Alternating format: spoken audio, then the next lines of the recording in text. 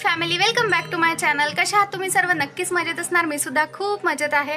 तर मी स्नेहल तुम्हा सर्वांचं आपल्या चॅनलमध्ये अगदी मनापासून स्वागत करते। तर आज आहे आषाढी एकादशी। सर्वात आधी तुम्हाला आणि तुमच्या परिवाराला आषाढी एकादशीच्या खूप खूप शुभेच्छा। तर मी अशी सिंपल अशी रेडी झालेली आहे। आधी मी मंदिरात जाते। आज तिथे प्रसादाचं वाटप सुद्धा होणार आहे। देवांची तयारी सुद्धा खूप छान केलेली आहे आणि माझ्या बहिणीने खूप छान अशी रांगोळी काढलेली आहे। ते सर्व मी तुमच्यासोबत पुढे व्हिडिओमध्ये शेअर करतेस, तर कुठे जाऊ नका, व्हिडिओला बघत राहा। तर इथे खिचडीची तयारी चाललेली आहे, तुम्ही बघू शकता। आणि मंदिरामध्ये माझी सिस्टर रांगोळी काढते, तिची सुद्धा रांगोळी ची तयारी चाललेली आहे। देवाची पूजा वगैरे सर्व झालेली आहे। थोड्या वेळातच रांगोळी आणि खिचडी झाल्यानंतर आरती वगैरे करायसाठी मी परत येते। 15 minutes later. तर इथे माझ्या सिस्टरची रांगोळी काढून झालेली आहे, तुम्ही बघू शकता। खूप सुंदर अशी रांगोळी तिने काढलेली आहे। या साईडला खिचडी सुद्धा रेडी झालेली आहे। आता फक्त देवाची आरतीच बाकी आहे। आरती केल्यानंतर प्रसादाचं वाटण सुरू होईल। त्यानंतर बाबा इथे पेपर कट करतात, तुम्ही बघू शकता, प्रसाद देण्याकरिता। आणि मी मंदिरामध्ये आली आहे। मी आधी दर्शन वगैरे करून घेते। इथे अनाउन्समेंट चाललेली आहे आरतीकरिता बायकांना बोलवायची। तर आधी मी दर्शन करून घेते आणि त्यानंतर पुढचा व्हिडिओ तुमच्यासोबत शेअर करते। इथे तुम्ही बघू शकता विठ्ठल रखुमाईची तयारी किती सुंदर केलेली आहे। आषाढी एकादशी निमित्त खूप छान असं देवाला सजवलेलं आहे। नवीन ड्रेस सुद्धा घातलाय। इथे विठ्ठल रखुमाईचा फोटो आहे, तुकाराम महाराजांचा फोटो आहे आणि 2 समया सुद्धा लावलेल्या आहेत। तुम्ही बघू शकता किती छान दिसतंय। ही रांगोळी सर्वांना खूप जास्त आवडली। कशी झाली आहे ते तुम्ही सुद्धा कमेंट सेक्शनमध्ये नक्की सांगा। त्यानंतर इथे परत अनाउन्समेंट चाललेली आहे आणि बायका येतात तोपर्यंत मी इथे महादेवाची पूजा करून घेते। ती झाली की मग आरती करणार। तर इथे आरतीला सर्व मंडळी आलेली आहे आणि तुम्ही बघू शकता मी आरती हातामध्ये घेतलेली आहे।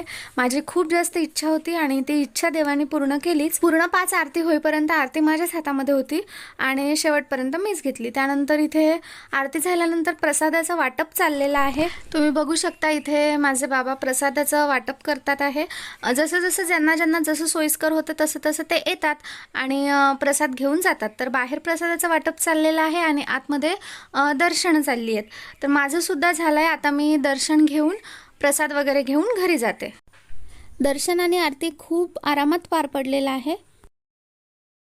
सो मी मंदिरामधनं आलेली आहे। मी तुमच्यासोबत शेअर केलंच तिथला सर्व व्ह्यू। आता मी फराळ करून घेते। फराळासाठी काय काय ते सुद्धा मी तुम्हाला दाखवतेच।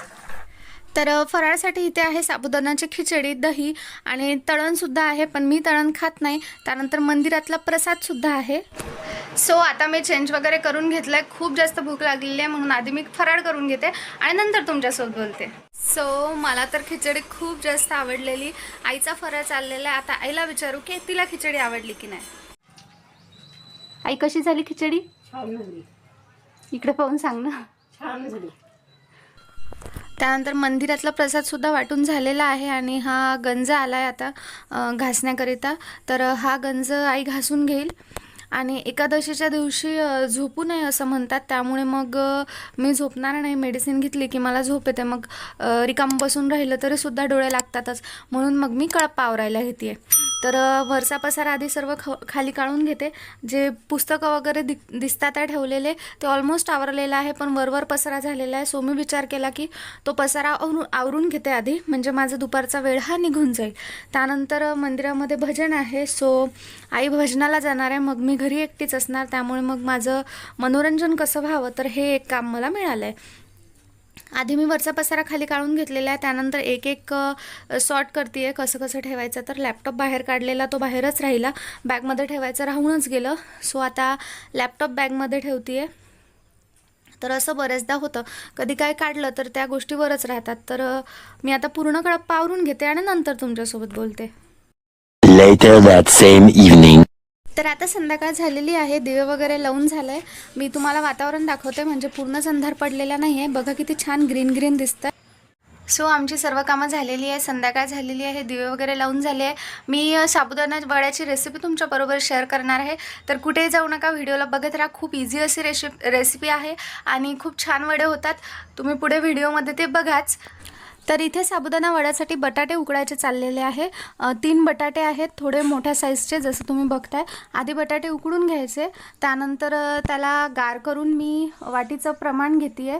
तर इथे 1 वाटी घेतलेला आहे साबुदाणा, पाऊण वाटी घेतलेला आहे बटाटा, म्हणजे उकडून मॅश केल्यानंतर त्याचं प्रमाण आहे पाऊण वाटी. आणि त्यानंतर त्यामध्ये टाकलेला आहे पाऊण वाटी आणि वर 1 चम्मच शेंगदाण्याचा कूट, त्यामध्ये चवीनुसार तिखट टाकायचं, मीठ टाकायचं, साखर टाकायची आणि ते व्यवस्थितपणे मॅश करून घ्यायचं. तर साबुदाणा मी ज्यावेळी घेतला त्यावेळी त्या साबुदाण्याला रात्रभर भिजत घातलेलं आणि त्यानंतर तो साबुदाणा मिक्सरमधनं थोडासा बारीक करून घेतलेला. पूर्णच बारीक केलेला नाही आहे, व्यवस्थितपणे मॅश व्हायला हवं, कारण आपण यामध्ये पाणी वगैरे काहीच यूज करत नाही, त्यासाठी तो मिक्सरमधनं बारीक केलेला आहे. तर इथे पीठ मळून घेतलेलं आहे आम्ही. आधी मी मळलं थोडं आणि त्यानंतर मग आईने मळून घेतलं, कारण मला व्यवस्थितपणे मळता येत नव्हतं, माझी ताकद कमी पडत होती. तर इथे आईने त्याला व्यवस्थितपणे मळून घेतलं आहे. तुम्ही बघू शकता काहीही पाणी यूज करायचं काम पडलं नाही. मी लास्ट इयरलासुद्धा साबुदाणा वडा आणि गोड दहीची डिटेल रेसिपी चॅनलला अपलोड केलेली आहे, तुम्हाला बघायची असेल तर ती बघा. आता मी वडे करून घेते आहे. त्यासाठी हात ओला करून घ्यायचा, म्हणजे हाताला थोडं पाणी लावून घ्यायचं, म्हणजे वडे हाताला चिकटत नाही. आणि गोल शक्यतो थापून दाबायचा, त्याने वडे तेलामध्ये गेल्यानंतर फुटत नाहीत. तर ही एक टीप आहे, नक्कीच ट्राय करून बघा, खूप छान वडे होतात. आमचं मिश्रणसुद्धा तुम्ही बघू शकता छान एकजीव झालेला आहे. तर याच पद्धतीने मी आधी पूर्ण वडे करून घेते. तुम्हाला दाखवते मी जाळी वगैरे किती ठेवलेली आहे, पुढे दाखवतेच. तर या प्रमाणामध्ये अंदाजे किती वडे झाले ते मी पूर्ण टोटल झाल्यानंतर तुम्हाला सांगते. तर वडे छान दाबून करायचे, म्हणजे ते तेलात गेल्यानंतर फुटत नाहीत. मी तुम्हाला वड्याची जाडी दाखवते. जास्त जाडही केलेले नाही आहेत, जास्त पातळही केलेले नाही आहेत.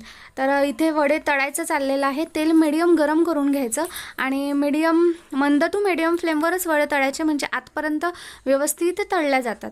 तर इथे आमचे वडे झालेले आहे, तुम्ही बघू शकता कलर किती छान आलेला आहे, खूप छान क्रिस्पी असे झालेले आहे. आता आपण विचारूया की वडे कसे झाले बाबा वडे. एक नंबर आतनं शिजलेले आहे. सो असा होता माझा आजचा हा व्हिडिओ. वडे खूप जास्त टेस्टी झालेले आहे, खूप इझी अशी रेसिपी आहे, नक्कीच ट्राय करून बघा. एकही वडा फुटला नाही आणि तेवढ्या मिश्रणामध्ये अंदाजे किती वडे झाले आई? 20 ते 22 वडे झालेले आहेत. वड्याची साईज मी तुम्हाला व्हिडिओमध्ये दाखवलीच. तर खूप छान टम्म असे फुगले आहेत वडे. नक्कीच ट्राय करून बघा. भेटूया माझ्या नेक्स्ट व्हिडिओमध्ये. तोपर्यंत bye, take care and thanks for watching my video.